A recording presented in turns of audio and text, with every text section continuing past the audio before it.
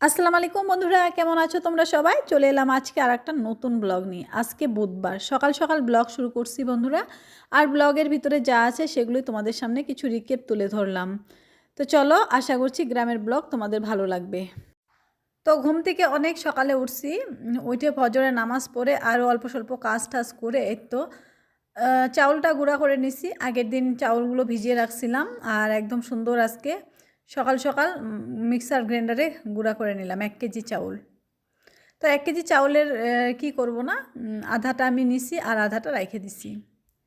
তো এখন করব চিতই পিঠা। তো চুলাটাকে দেখো সুন্দর করে জ্বালিয়ে নিলাম, আর চুলাটা মোছা হয়নি, এমনি ঝাড়ু ঠাড়ু দিয়ে চারপাশটা পরিষ্কার করে নিলাম।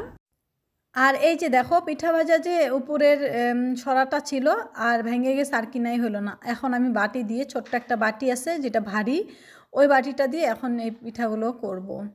তো এখানে দেখো চুলাটা জ্বলে নিছি, আর আমি রিয়েল ভয়েসটা মিউট করে দিছি, সেই জন্য কিছু একটা গল্প করছিলাম তোমাদের সাথে সকাল সকাল। তো যাই হোক, রিয়েল ভয়েস মিউট করার জন্য এরকম লাগতেছে। তো চলো, এই যে চুলাটা জ্বালিয়ে নিছি, এখন হলো পিঠাগুলো করি। তোমাদের ভাইয়া তো চুলার পাড়ে আসতে চায় না বলতে, এই যে বাইরে খাইতে চায় না ও, মানে খাবারটা না সবসময় মানে ওর থাকার ঘরেই খাইতে চায়। যে কোনো ভাত ঠাত যদি দিই, আমি যে বারান্দাতে বলি যে বারান্দাতে বেঞ্চ আছে ওইখানে খায় নি চলো, কিন্তু ও খাইতে চায় না, কয় কিটা বলে বাইরে খাওয়া হয়। তো এই তো যার যেতটুক ভাবনা, তোমাদের ভাইয়া তো বাইরে খাইতে চায় না, আর আমি ভাবি যে এখানে সকাল সকাল এখানে বসে চা খাবো আর একটু হালকা হালকা রৌদ্রও আসে, তো এখানে বাইরে কিচিরমিচির পাখির আওয়াজ টাওয়াজ আছে, আমার ভালো লাগে। তো চলো যাই হোক, আর আজকেও ডাক দেওয়ার পরে কিন্তু তোমাদের ভাইয়া পরে আসলো আর কি। দুই একবার কইলাম যে চলো এখানেই খাই, এখানে খাইলে আমার ভিডিও করাও হয়ে যায় আর বারে বারে টানাটানিও করতে লাগে না। তো দেখো বন্ধুরা, লাকড়িগুলো কত সুন্দর করে জ্বলছে। তো যখন চুলাটা জ্বলে যায় তখন মানে অনেকতেছে কি একবারে সব কিছু যদি রেডি থাকতো একদম রান্নাবান্না সব করে নিই। আর মেয়ে অনেক দিন থেকে কইতেছিল যে মা আমাকে, তো এর আগে ওকে ওরকম পিঠা খাইছে তো, তো এই যে দুধের পিঠাগুলো, তো ওই পিঠাগুলো খাইছে, ও তো নাম তো বলতে পারে না, বলতেছে মা আমাকে এই যে বড় বড় থালের মধ্যে দুধ থাকে ওগুলা পিঠা বানিয়ে দাও। তো 2 দিন বলছে, তো ভাবলাম যে না, মেয়ের জন্য আমি আজকে কি করব, প্রেশার কুকারের মধ্যে করে অল্প দুধ গরম করে দিয়ে আসছিলাম, বসে থুয়ে আসছিলাম চা আর দুধ। তো তোমাদের ভাইয়াকে বললাম ওগুলো একটু আইনে দিয়ে যাও। তো এই যে দেখো আইনে দিয়ে গেল, আর এখন আমি এখানের মধ্যে মেয়ের জন্য 4-5টা পিঠা ভিজিয়ে দিব। তো এখানে এই যে ছোট ছোট করে ভাজলাম, কারণ দুধ বেশি নাইগা, সেজন্য অল্প দুধ ছিল আর কি। তো আধা কেজির মতন দুধ দুধের মধ্যে ভিজিয়ে দিলাম। আধা কেজি দুধ দিয়ে তো আর বেশি পিঠা দেওয়া যাবে না, তারপরও আমি 6টার মতন দিছি। আর পিঠাগুলো ছোট সাইজ করছি, কারণ হইতেছে বাটিটা ছোট, সেজন্য। আর এই যে দেখো তোমাদের ভাইয়া বলতে বলতে আইসে পড়ছে, আইসে এই যে চা খাইতেছে, মুখটা কালা করে আছে, কারণ এখানে খাইতেই চায় না। বেচারাকে ঘরে দিয়ে আসলে বেশি খুশি হয়। তো ঘরে দিয়ে আসলে কিন্তু এই মজাটা পাবো না, কারণ হচ্ছে এখানে আমিও আছি আর গল্প করতেছি, ওইখানে বসে থাকলে কাজ করতে ভালো লাগে। তো যাই হোক, চা পানি সব খাওয়া হয়ে গেছে, তারপরে চলে আসলাম। এই যে আমার ডিউটি, এটা এখন অন ডিউটি হয়েছে, রেগুলার ডিউটি এটা। এখন এদেরকে ছাইরা কোথাও যাওয়াও যায় না, এদেরকে যত্ন করতে হয়। তো বন্ধুরা রাত্রে কি করছি জানো, রাত্রেবেলা এই যে 2টা মুরগি এক জায়গায় নিছি, নিয়ে তো টোপাটা দিয়ে ঢাইকে তার উপর আরেকটা কাপড় দিয়ে দিছি, যাতে ঠান্ডা হাওয়া হাওয়া না ঢুকে, তাহলে কিন্তু মুরগিগুলো অনেকটা ওমে থাকবে, গরমে থাকবে। তো সেই জন্য এরকম করে রাখছি। আর আমি এই কালো মুরগিটা মানে বসানোটা ভুল হয়ে গেছে, কালো মুরগিগুলো না ভালো করে ডিমগুলো উঠাইতে পারে নাই, তো অনেক ডিম রাইখে দিচ্ছে ও। এই যে তোমরা যে দেখছো এই ডিমগুলো এখন জানি না উঠবে না নাই। তো 2-1 দিন রাখবো, তারপরে দেখা যাক। নাহলে কালো মুরগির বাচ্চাগুলো সব এই যে এই মুরগিকে দিয়ে দিব, কালো মুরগিকে উঠিয়ে দিব, ছাড়িয়ে দিব।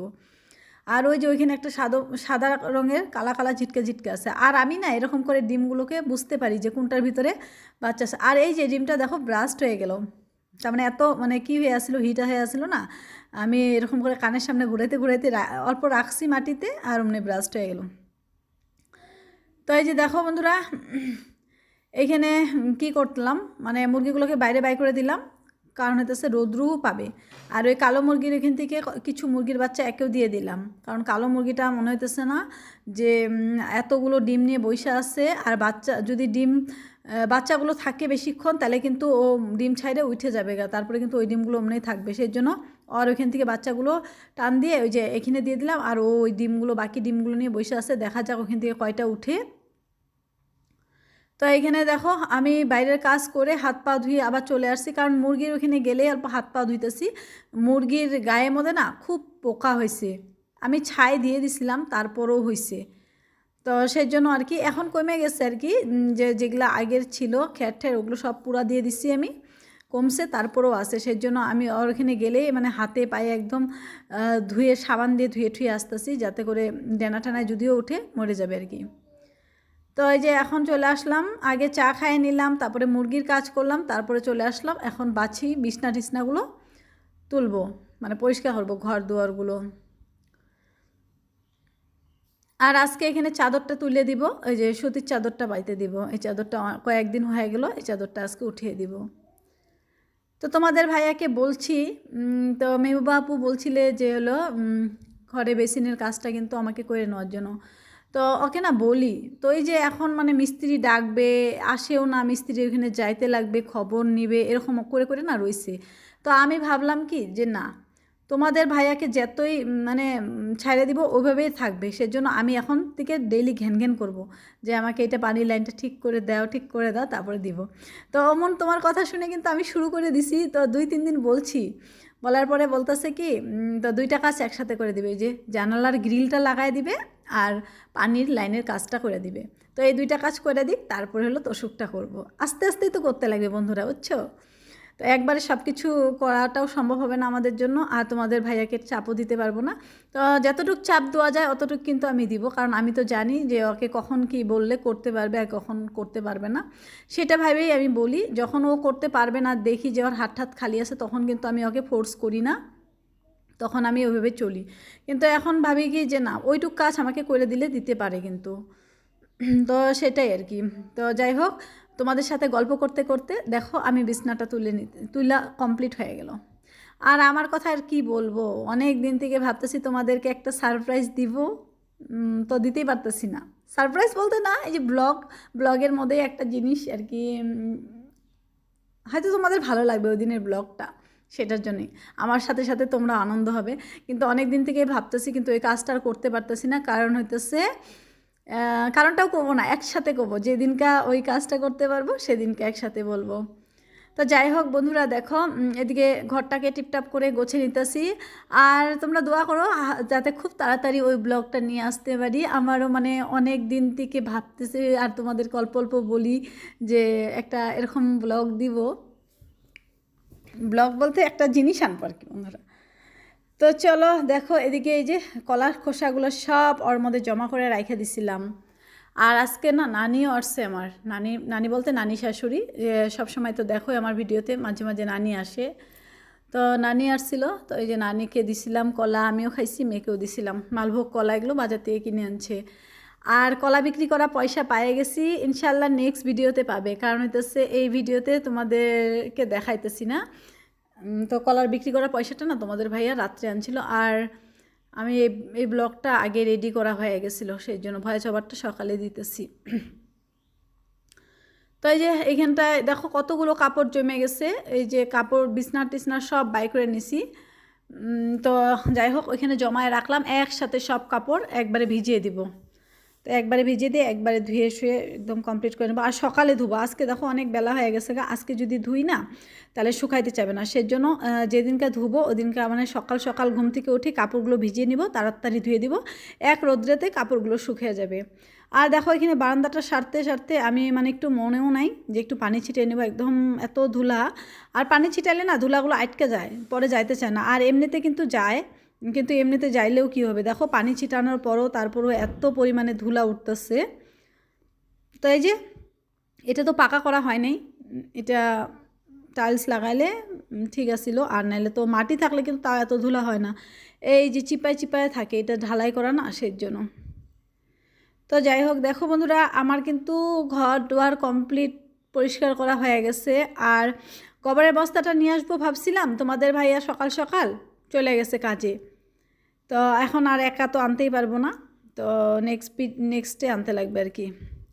তো ভইরা রাখছি, তো অসুবিধা নাই, ভইরে মুখটুক বাইন্দা রাখছি, তো আমি যদি 2-3 দিন পরেও আনি তা অসুবিধা নাই। আর এখন তো বৃষ্টির দিন না, বৃষ্টির দিন হলে ভিজে ঠিজে যাইতো, শুকনা গোবর একদম সুন্দর করে রেখে দিছি। তো চলো এইখানে দেখো আমি চাউল ঝাড়তেছি, আর মেয়েও কান্না করতেছে যে মা আমাকে দাও চাউল ঝাড়তে। ওকে না দিলেও কান্নাকাটি করে, সেজন্য অল্প দিলাম। এখন তো পারে না, তারপরে আমাকে দিয়ে দিল। তারপরে যাই হোক চাউল টাউল ঝাইরে এই যে দেখো এখানে চাউল নিয়ে আসলাম, কারণ রান্নাটা বসিয়ে দিব। এদিকে দেখি ট্যাঙ্কিতেও পানি নেই, তো ট্যাঙ্কির পানিটা আগে ভরবো। তার আগে দেখো আমি কলটাকে যাইতে পাম উঠিয়ে নিতেছি। তো এদিকে মানে দিনগুলো এখন শুকনো হয়ে গেছে না, কলের পানিও মনে হয় নিচের দিকে চলে গেছে। কলটাতেও মানে কি থাকে না, পানি থাকে না, অনেক যাতার পর পানি আসলো। আর এর তো চাউল ধোয়া জলগুলো এখানে এভাবে জমে রাখলাম। তো এই যে দেখো নিয়ে আসছি, আর দেখো তোমাদেরকে দেখতেছিলাম এটা দিয়ে, কারণ আমি তোমাদেরকে দেখতেছিলাম না, আমি চেক করতেছিলাম ওই কিটা কি মানে প্রেশার কুকারের যে উপরে ঢাকনার মধ্যে যে একটা ফোঁটা থাকে ওটা ক্লিয়ার আছে না নাই। তো আমি ধোয়ার সময় কিন্তু কাঠি দিয়ে একবার ওটা চেক করি, তারপরেও একবার দেখে দিই, কারণ হঠাৎের কথা কোয়া যায় না। তো এগুলো জিনিস খুবই ভয় পাই আমি, গ্যাস সিলিন্ডার তারপরে প্রেশার কুকার এগুলো না আমি খুব, যদি কোথাও যাই আর কি বারে বারে 2-3 বার করে দেখি যে গ্যাসের সুইচ অফ করছি না, ফ্রিজের সুইচ অফ করছি না, এরকম করি আর কি। তো বন্ধুরা এই তো এর মধ্যে এদিকে ভাত বসিয়ে দিয়ে চলে আসলাম। আর আজকে ভাতের সাথে সবজি এইবেলা করব না, তোমাদের ভাইয়া তো খায়া চলে গেছে, তো পরে করব সবজিটা রাত্রে। আর এই যে এখন চলে আসলাম, এইটা আমাদের বোম্বাই মরিচের গাছটা ছিল, এই দেখো উপর থেকে তো গাছের ডালপালা সব কাইটে দিছি, নিচের গোড়াটা রইছে। আর এই গোড়াটাকে এখন বাই করব, বাই করে ভাবতেছি বস্তাটাকে অন্য কোনো কাজে খাটাইতে পারি নাকি। আর এই জায়গাটাকে গর্ত করতেছি, মানে এখানে যে দেখো ওই বস্তার মাটিগুলো কিন্তু ভুসভুসা, তারপরও আমি এখানে আরেকটু গর্ত করে দিলাম, যাতে এই মাটির মধ্যে গাছ বুনলে ওই মাটিতে যায় তাড়াতাড়ি কি পায়। তো এই যে ভুসভুসা মাটিগুলো আলগা করে নিতেছি। তারপরে ওদিকে তো গোবর সার যখন নিয়ে আসবো, তখন এই মাটির সাথে আরও গোবর সার বেশি করে মিলিয়ে এখানে চাল কুমড়োর বীজ আরও আছে, তো ওগুলো লাগাই দিব। তো চাল কুমড়োর বীজ এদিকে ওদিকে বুনলাম, কোনো দিকে এখনও দেখলাম না যে জ্বালাইছে। তো আবার ভালো কোয়ালিটির চাল কুমড়োর বীজ নিয়ে আসছি, তো ওগুলো বুনে দিব। তো দেখো ওদিকে কাজ করতে করতে হয়রান হয়ে গেছি, এখন তো এনার্জিরও দরকার আছে। এই যে তোমাদের ভাইয়া নিয়ে আসছিল সেদিনকার দেখলে, বেদানা নিয়ে আসছিল মেয়ের জন্য, তো মেয়েকেও ছুলে দিব। এখন রোদ্র উঠছে, বেদানা খাইতে কিন্তু ভালো হবে, তো বেদানাগুলো মেয়েকেও ছুলে দিব, এখান থেকে আমিও কিছু খাইয়ে নেব। আর মেয়ে বেশি ভালো করে বেদানা খাইতে পারে না, একদম মুখে দেয় আর অমনে দানাগুলো ফালাই দেয়, মানে রসটা না খেয়ে ফালাই দেয়, এরকম একটা অবস্থা করে। তো যাই হোক ওকে ওইভাবে মানে জুস করে দিলে হয়তো খাইতে পারবে, কিন্তু যে জুস করে দিই না আমি, আমার জুসার মেশিনও নাই গা, কি সে করবো বুঝিও না। তোমাদের কাছে কোনো আইডিয়া থাকলে দিও তো, যে আমার জুসার মিক্সার ছাড়া কীভাবে বেদানা রস করব। তো চলো ওদিকে দেখো মেয়ের জন্য গরম পানি বসিয়ে দিলাম, চুলাটা আবার জ্বালাইলাম। একবার সকালে জ্বালাইছিলাম, ওখানে অল্প কয়লা কয়লা ছিল, ওখানের মধ্যে আবার পানি এক কলস বসিয়ে দিয়ে এই যে চলে আসছি গাছে পানি দিব। চাল ধোয়া পানিগুলো জমায়ে রাখছিলাম, আর এগুলোই গাছে দিয়ে দিতেছি। যেহেতু দুপুর হয়েছে, তারপরে কিন্তু গাছে পানি দেওয়া মানে ওরকম ঠিক না, তারপরেও আমি যেগুলো গাছে ক্ষতি হবে না ওরকম গাছ দেখে দিতেছি। তো এখানে চুলাটা বারে বারে নিভে যাইতেছে, তারপরে হলো আমি আবার জ্বালিয়ে দিতেছিলাম। এই যে দেখো প্লাস্টিক যা থাকে সব আমি এগুলো এইভাবে জ্বালিয়ে দিই। তো এই পাশে যে বেগুন গাছটা বুনছি, বেগুন গাছটা বোনার জন্য কিন্তু এখানে একটু জায়গা আটকে গেছে। তো ভাবতেছি কি এখন থেকে ওই বড়ো চুলাটার মধ্যে করে রান্নাবাড়ি করব, তাহলে কিন্তু আরেকটু সুবিধা হবে, ওই জায়গাটায় জায়গা থাকবে। আর এদিকে যেগুলো বেগুন গাছ বুনছিলাম, সব বেগুন গাছগুলোর মধ্যে না সবজির খোসা দেওয়ার পরের থেকে এখন দেখি কি নিচ দিকে একদম পুরা ডোগা ছাড়তেছে, মানে অন্য অন্য পাতা একদম ঝাইরে ভরতেছে, ছোট ছোট পাতা অনেক জ্বালাইছে। এক সময় তোমাদেরকে সামনের দিকে দেখাবো। তো বস্তার মধ্যে যেগুলো বেগুন গাছ বুনছি ওইটার কথা বললাম। আর মাটিরগুলো তো মাশাআল্লাহ অনেক সুন্দর হয়েছেই। তো উঠানটাও আমার দেখো এক এক জায়গাটা উঁচু, একদিকে নিচে এরকম নিচা এরকম আর কি হয়ে আছে। তো সেই জন্য কিন্তু থাক থাক করে উঠান ঝাড়ু দিতে লাগে। এই দেখো কলের পাড়ে এই সাইডটা কিন্তু অনেকটা উঁচু, আর এদিকে এদিকটা আবার দেখো সমান আছে, আবার ঘরের ওই জায়গাটা কিন্তু অনেক উঁচু। তো এইটা কিসের জন্য তোমরা কিন্তু অনেক আপুরা অনেক দিন আগে বলছিলে, হয়তো এখন দেখো আমি ওই কাজটা করি না জন্য হয়তো আর বলোই না ওই কথাগুলো। আর আমি আজকে বলে দিই, কারণ সবসময় না মনে থাকে না কমেন্টের কীগুলো মানে যে বলবো, অনেক টাইম মানে কখনো কখনো এত ব্যস্ততার মধ্যে ভয়েস ওভার দিই আর ভুলে যাই। তো এই যে আমাদের যে টিনের ঘরটা দেখলে, ওই টিনের ঘরটা কিন্তু অনেকটা নিচা। তো এখন যদি উঠানটা সমান করতে যাই, হয়তো বাড়ির মাটিগুলো কাইটে অন্য জায়গায় ফালাই দিতে লাগবে। আর নালে মাটি কিন্তু ফালিয়ে যে সমান করব ওইটা কিন্তু আর হয় না। কারণ হইতেছে মাটি যদি ফালাইতে যাই ওই ঘরটা এমনিতেই ওই ঘরের ভিতরে পানি ঢুকে, আর যদি আরও মাটি ফালাই তাহলে তো একদম ওই ঘর ডাইবে যাবে। তো ওই ঘরটা আমার দরকার, তোমরা তো জানোই আমি ওই ঘরের মধ্যে কত কিছু খড়ি জাবা মুরগি টুরগি সব কিছু পালি, তোমাদের ভাইয়া গাড়ি ঠাড়িও রাখে, সেজন্য ওই ঘরটা আমি কি করতে পারবো না, ওই ঘরটা আমার লাগেই আর কি। আর এই যে দেখো আজকে এই বাড়ির সামনেটাও ঝাড়ু দিতেছি, কারণ এখন থেকে এই বাড়ির সামনেটাও ঝাড়ু দিতে লাগবে। এই যে আমাদের যে মেহবুনি গাছটা আছে না, মেহবুনি গাছের পাতাগুলো পইরে এরকম করে একদম বিছিয়ে থাকে। তারপরেও ভালো, আর অন্যান্যবার তো তোমরা দেখছিলেই যে কি পরিমাণে পাতা পড়তো, পাতা দিয়ে একদম বাড়ি ভর্তি হয়ে যেত। তো এইবার নাই, কারণ এইবার একটা মেহবুনি গাছ শুধু আমাদের বাড়িতে, আর বাকিগুলো তো সামনে বছর কাইটে দিছে, তোমরা দেখছিলেই। আর এখানে এত পরিমাণে ধুলো উঠতেছে, মেয়েকে বলতেছি যে মা তোমার জ্বর আসতেছে সর্দি হইতেছে, তুমি কেন বারে বারে ধুলার মধ্যে আসো। তো একবার স্যান্ডেল ছাড়াই আইছিল, আমি বলে দিলাম এই যে স্যান্ডেল পরে আসলো, আর এই যে আমার পিছে পিছে তো থাকবেই। তো চলো বন্ধুরা, ওদিকে দেখো আমি উঠান টুঠান ঝাড়ু দিয়ে নিছি, আর সকালবেলা না ভাত খাইনি, কাজ করতে করতে খাওয়ার কথা মনেই ছিল না। এদিকে ভাত তো রান্না করছি আর পাঁপড়টা ভাজছি। আর এদিকে দেখো কালকে যে ফুলকপি দিয়ে সবজি টবজি করছিলাম ওগুলোই রয়ে গেছে, ওগুলো দিয়ে খাইয়ে নিব।